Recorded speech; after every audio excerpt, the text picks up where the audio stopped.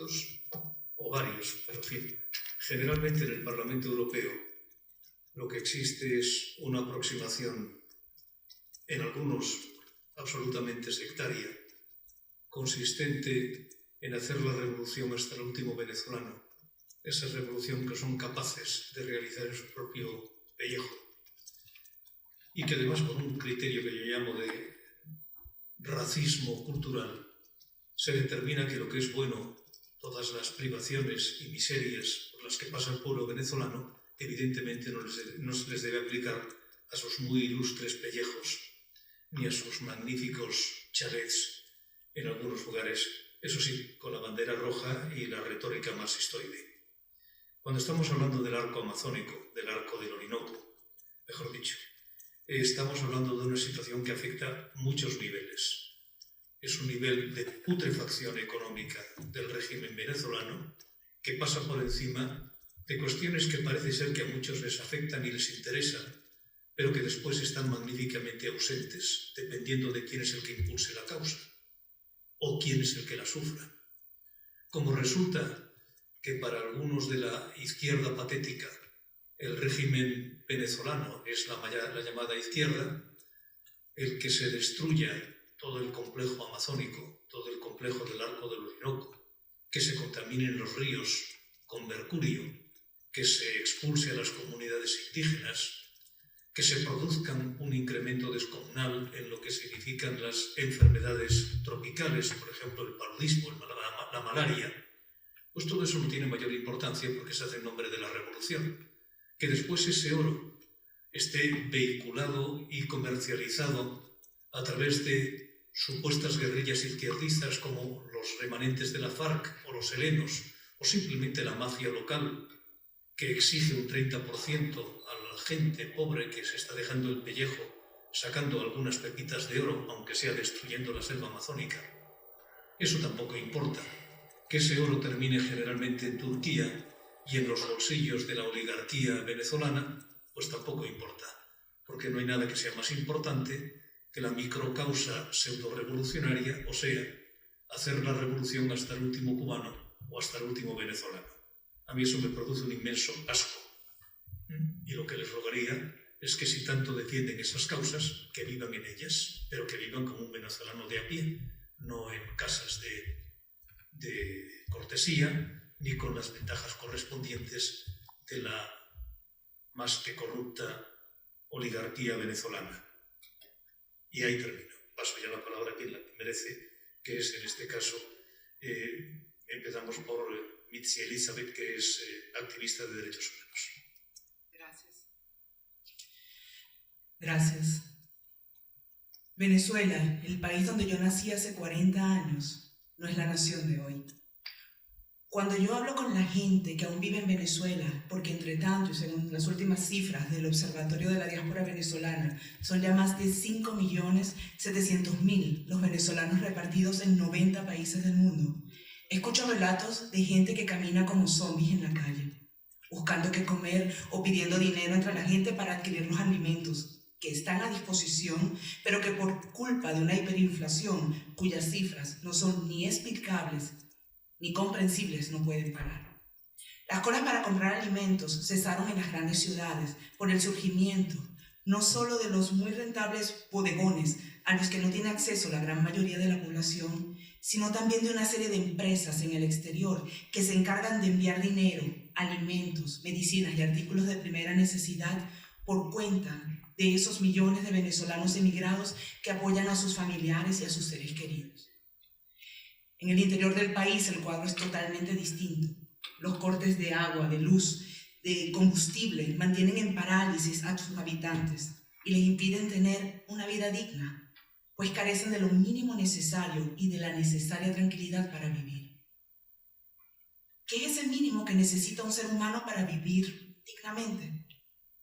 Tener seguridad económica, personal y sanitaria, y en Venezuela, con excepción de muy pocos, casi nadie está gozando de ellas.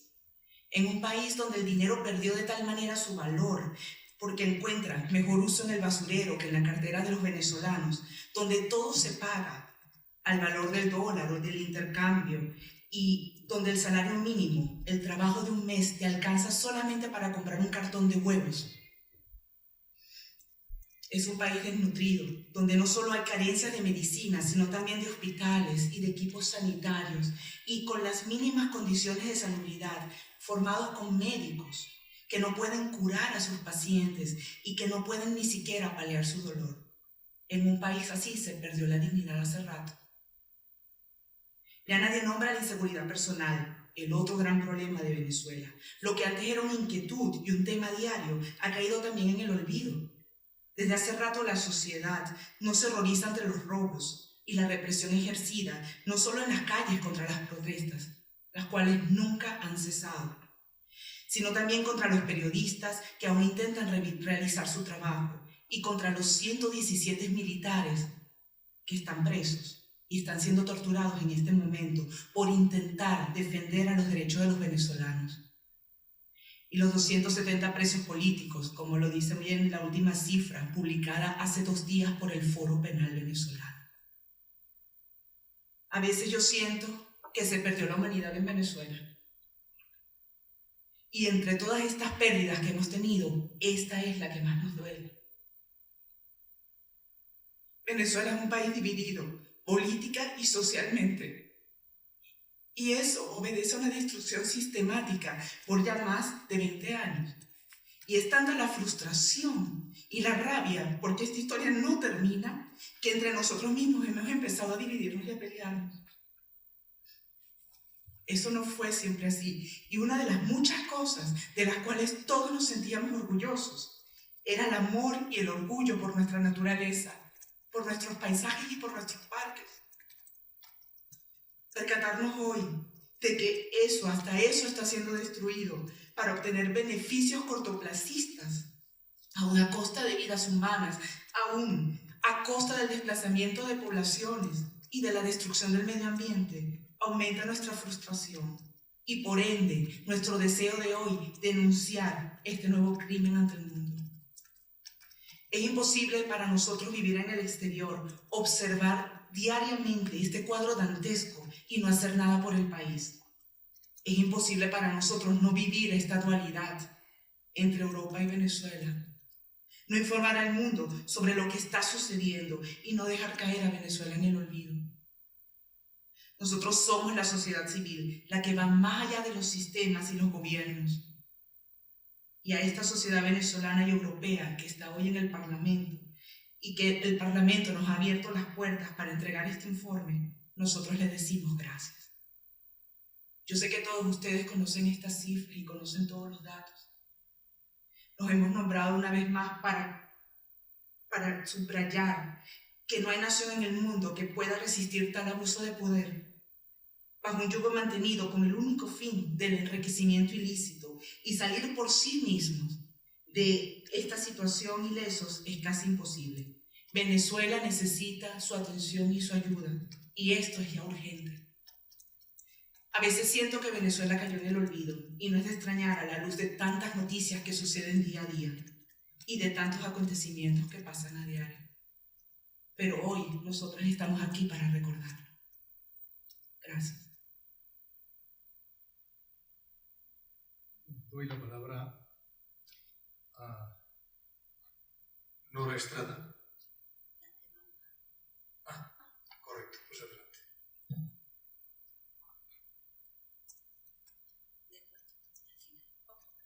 Pues Nora, adelante. Muchas gracias, Milsi, por las palabras, ¿no? Bueno, antes que nada me gustaría aclarar que soy ingeniero de petróleo y no soy experta en el área minera, pero tengo una deuda eterna con Guayana, sitio donde se lleva a cabo el saqueo de mi país. Durante casi toda mi vida viví en lo que hoy se conoce como Arco Minero del Orinoco o AMO, específicamente en Upata, que se encuentra en el bloque 3, y en Caicara del Orinoco, que se encuentra en el bloque 1. Sabemos ya de antemano las personas que vivíamos en Guayana quiénes son los políticos, asociaciones y personas que han denunciado esta catástrofe de hace muchos años. Nuestro propósito con esta denuncia es divulgar lo que sucede allí, para que se fije una posición y y asumamos una responsabilidad en cuanto a esto. Esta denuncia es un pequeño resumen de tantas denuncias que se han hecho formal e informalmente en muchas asociaciones o personas particulares. Los otros autores de la denuncia también son residentes de Guayana, o fueron residentes de Guayana, y nos duele ver cómo los ríos donde nos bañábamos antes pueden verse contaminados a largo plazo. También los bosques por donde íbamos cuando íbamos de un poblado a otro también pueden ser talados o que desaparecerán, no lo sé. Sabrá Dios cuál es la suerte, ¿no? de lo que trae este plan. Debemos pensar de forma global cuando hablamos del medio ambiente, ¿no? De la contaminación. Pero ahora creo que ni siquiera hemos pensado de una forma regional. No hemos pensado en las corrientes del río Orinoco, lo que puede arrastrar de contaminación hacia la parte del Caribe. No hemos pensado que por la parte del río Cuyuní, que sus corrientes van río abajo hacia el Esequibo, no hemos pensado esa contaminación tampoco. O sea, ¿qué estamos haciendo? La contaminación siempre camina, siempre. O sea, si no la paramos ahora va a ser una catástrofe, por lo menos regional, y veremos en qué para, ¿no? Como ya muchos sabrán, el arco minero del Orinoco tiene la finalidad de la extracción y comercialización de los minerales de bauxita, coltán, diamante, oro, hierro, cobre, caolín, dolomita y tierras raras. Pero en este momento solo existe un vulgar saqueo del oro, del coltán y los diamantes. Solamente eso. Los otros minerales que pueden ser estimulantes para la economía, como el hierro, la bauxita, la dolomita, por ahora no se tiene idea de cómo va esta explotación. Este plan se creó el 24 de febrero del 2016 a través de un decreto número 2248 y abarca aproximadamente 112.000 kilómetros cuadrados, lo que hace referencia más o menos a 4 veces la superficie de Bélgica, y que representa el 12% del territorio venezolano. Desde el día que este plan se aprobó, toda la sociedad venezolana estuvo en contra de esto, no solamente los indígenas, también científicos, profesores, organizaciones, todos. O sea, y Maduro hizo caso omiso a nuestros deseos. No hay necesidad de por qué se está haciendo esto, no hay necesidad de esta explotación. Venezuela puede vivir tranquilamente de otras cosas. Es incomprensible lo que se está haciendo. Son infinitos los problemas que se presentan ahí. Uno de ellos, sin duda, el uso de mercurio, que suelta un vapor y se inhala cuando se está haciendo el amalgamiento con el oro. Las denuncias afirman que con este uso rudimentario y sin control, todos estos desechos están yendo a los ríos y así, bueno, obviamente contaminándolos. Por otro lado, el continente americano ha aumentado sus cifras de enfermos y decesos, ¿no? Por la enfermedad, por la malaria. Y la Organización Mundial de la Salud ha afirmado que Venezuela aporta 53% de estos casos. Esto también trae consecuencias regionales, porque estos enfermos se movilizan por la región sin ningún control, porque en Venezuela no hay control de enfermedades. Y una prueba de esto está en que en la frontera con Brasil el 80% de los casos por malaria son venezolanos. En cuanto al problema hidroeléctrico, debemos señalar que el AMO, o Arco Minero del Orinoco, abarca de manera parcial las subcuencas del río Orinoco y subcuencas del río Esequibo, destacando la subcuenca del río Caroní, donde se genera cerca del 80% de la energía eléctrica que consume Venezuela. El embalse de Guri es el más grande de todos y se ha visto afectado en los últimos años por periodos de sequía, ¿no? Producto de deficiencia, obviamente fuerte sequía y también deficiencias de operaciones, ¿no? Lo que genera racionamiento de energía eléctrica con cortes programados a nivel nacional. En el lago de Guri hay explotación de minería ilegal. Esto provoca una generación de sedimentos in situ, lo cual pueden verse afectados los equipos electromecánicos y también la calidad de las aguas por el uso de mercurio y vertido de otros residuos como gasolina, gasoil, que se usan para las bombas de extracción de minerales. Los daños ambientales más evidentes, obviamente, son los generados por la remoción de los fondos de los ríos y la deforestación. Aunque se podría decir que el peor efecto que está teniendo es el socioambiental, ya que la minería ha destruido y desestructurado a las comunidades indígenas. El informe de la Alta Comisionada de las Naciones Unidas para los Derechos Humanos sobre la República Bolivariana de Venezuela, el 4 de julio de 2019, sostiene en sus aspectos 62 y 63 que el AMO ha dado lugar a violaciones de derechos colectivos indígenas, entre otros los derechos a mantener sus costumbres, modos de vida tradicionales y una relación espiritual con su tierra. Habla también del efecto diferenciado entre las mujeres y niñas indígenas que corren mayor riesgo de ser objeto de trata de personas. El hecho de no consultar a los pueblos indígenas sobre esta actividad constituye una violación al derecho de la consulta. El último censo de 2011 se determinó que en el estado Bolívar habitan aproximadamente 55.000 indígenas, a los que se le violó el derecho a la consulta previa. Pues no se le puede preguntar nada a nadie cuando no se saben los impactos o las consecuencias de ese plan. No pueden decir que sí o que no, porque no conocen las verdaderas consecuencias de esto. En realidad, el arco minero revela un estado paralelo, ejercido por grupos armados y delincuencia organizada. Esta actividad minera ha desatado una violencia con imposición de la pena de muerte, masacre y mutilaciones de una crueldad nunca antes vista en Venezuela. El caso más resaltante de los últimos días es el caso Icabarú, una masacre en el sector de la Gran Sabana el pasado 22 de noviembre. El arco minero es una zona de presencia de personas de alta peligrosidad, como por ejemplo los llamados pranes. Así como también se dijo, se encuentra el ELN y la FARC. Con estos grupos armados, realizar una investigación in situ es imposible. No se dispone de la seguridad para que un equipo vaya y realice las investigaciones pertinentes.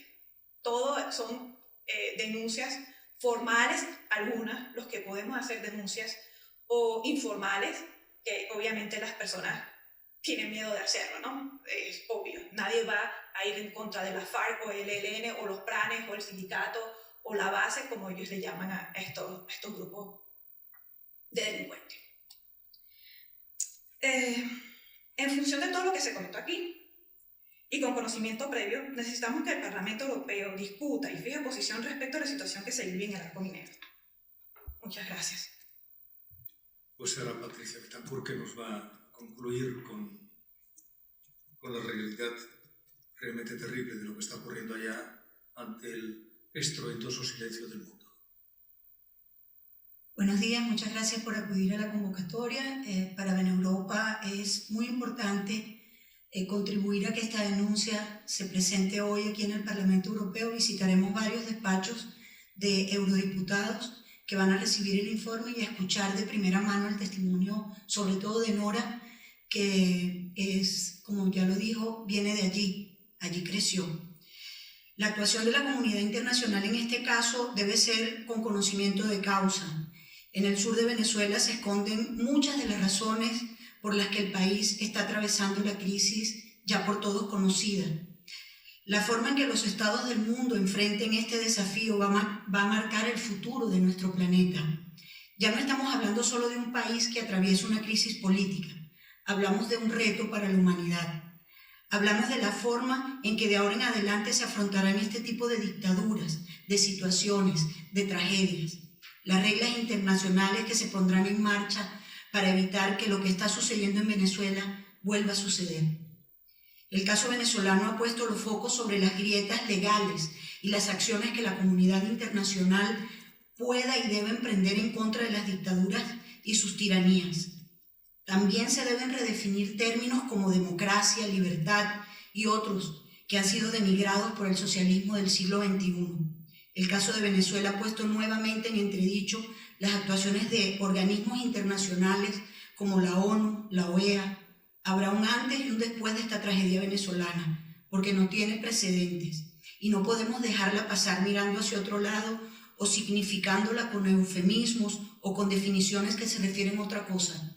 no a lo que pasa en Venezuela.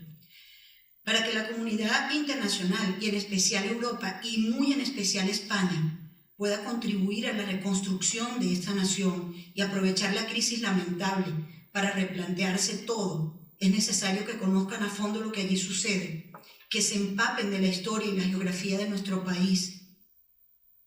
Y lo que voy a decir podría colocarme en una ala política que no me representa, pero no todo es blanco y negro, y justamente en los matices es donde se encuentran las respuestas. Voy a hablar de ética, porque no todo es admisible, porque la libertad de cada uno llega hasta la libertad del otro, y Europa muchas veces pasa por encima de la ética.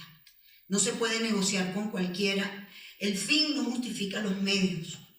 Venezuela está invadida, y ojo, no estoy en contra de la globalización ni de las multinacionales.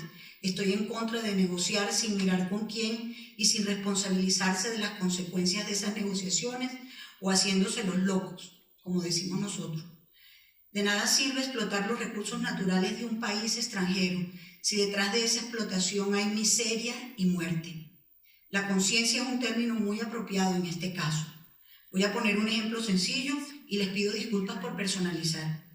A mí me encantan los accesorios, como a muchos de nosotros. No tengo joyas. Llevo solo un arito de oro, por dos razones. Una, la simbología occidental de la monogamia. Mi pareja también lleva uno. Sin embargo, me lo he querido quitar para siempre, porque vi un documental de la forma en que se saca el oro en el Amazonas y me sentí cómplice. Sin embargo, esta argolla ya está hecha y la dejo puesta porque es una forma de recordar en medio de mi día a día que hay gente en mi país que vive en condiciones infrahumanas, niños, mujeres, hombres, explotados, para que nosotros podamos tener estas cosas. Es un contraste tan fuerte que rompe el alma. Pues eso mismo pasa con todo. En este momento se negocia con oro, con el coltán, con diamantes, con las tierras raras de Venezuela. Quien negocie es cómplice de la crisis humanitaria más grande de la historia del continente americano. Que nadie se llame engaño. No se trata de un capitalismo salvaje y explotador. Se trata de todo un sistema viciado que acabó con una nación para aprovecharse de sus recursos. Muchas gracias. Vamos a ver un pequeño video para que tengan idea de la zona y de lo que pasa. ¿El sonido? El sonido es muy importante porque es un canto pemón de los indígenas. No sé cómo es. Ni yo.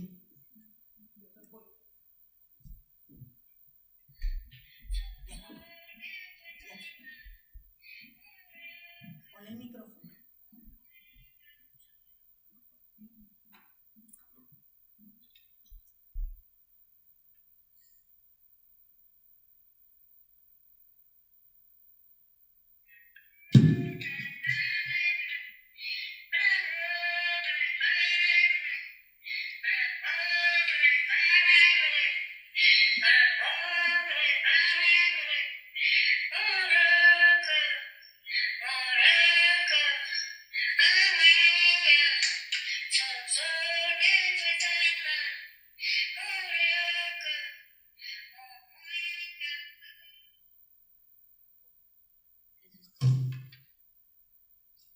Pues, ¿qué quieren que les diga?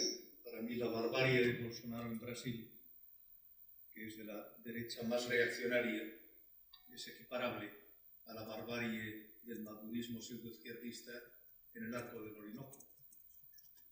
Y por lo tanto, para mí un metro tiene 100 centímetros en las dos direcciones, para algunos otros no. Gracias. Gracias. Si tienes alguna... Hola. Por Dios, claro que sí. A ver, yo quería preguntar cómo puede, en el sentido, si que yo sepa, el oro, las transacciones se están haciendo con Turquía. ¿Cómo puede presionar la Unión Europea, dado que, en plan, que yo sepa, el Parlamento sí que ha reconoce, por ejemplo, a Guaidó como presidente, pero la Unión Europea en su conjunto, no estoy segura, creo que no. ¿Cómo puede presionar la Unión Europea para que se deje de...? Mira, nosotros hace 2 o 3 años establecimos una formulación respecto al seguimiento de los minerales estratégicos. Fue extremadamente complicado, pero siempre corre más el delincuente que la ley. Y en este caso existen vuelos desde el aeropuerto de Caracas hasta Estambul. Y por lo tanto, una vez que el oro aparece en un lugar y se funde, es absolutamente imposible determinar su padre y su madre, su vicio o su virtud. Quiero decir que estamos ante un Estado delincuente que se comporta como Estado delincuente. Ni siquiera estamos hablando de las bandas que existen, por ejemplo, en la zona de los Grandes Lagos, en Congo, donde he estado, en la zona de Goma. Aquí estamos hablando de un sistema completo de Estado. Y por lo tanto, esto es de extraordinariamente difícil materialización. Es una parte más de la patología venezolana. ¿Vosotros podéis decir algo? ¿Qué os parece? Yo te hablo únicamente como Unión Europea. Mi propia experiencia, porque en esa norma yo estuve trabajando fuertemente con Louis Michel, que era el que llevaba el tema fundamental. Creo que, bueno, lógicamente, por ejemplo, este tipo de cosas, acoger estas denuncias como lo está haciendo el eurodiputado Javier Nart, a quien agradecemos enormemente su apoyo, es ya una forma de contribuir. Ahora, creo que es un tema a tener en cuenta en las próximas resoluciones, por ejemplo. Hay que darle visibilidad. Eso es lo primero que hay que hacer. Y en ese sentido, esto también es darle visibilidad y ya es un paso.